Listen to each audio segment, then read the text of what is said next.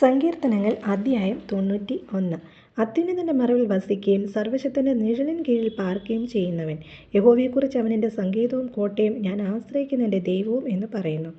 അവൻ നിന്നെ വേട്ടക്കാരൻ്റെ കെണിയിൽ നിന്നും നാശകരമായ മഹാമാരിയിൽ നിന്നും വിടുവിക്കും. തൻ്റെ തൂവലുകൾ കൊണ്ട് അവൻ നിന്നെ മറയ്ക്കും. അവൻ്റെ ചിറകിൻ കീഴിൽ നീ ശരണം പ്രാപിക്കും.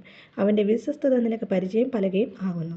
രാത്രിയിലെ ഭയത്തെയും പകൽ പറക്കുന്ന അസ്ത്രത്തെയും ഇരുട്ടിൽ സഞ്ചരിക്കുന്ന മഹാമാരിയെയും ഉച്ചയ്ക്ക് നശിപ്പിക്കുന്ന സംഹാരത്തെയും നിനക്ക് പേടിപ്പാനില്ല.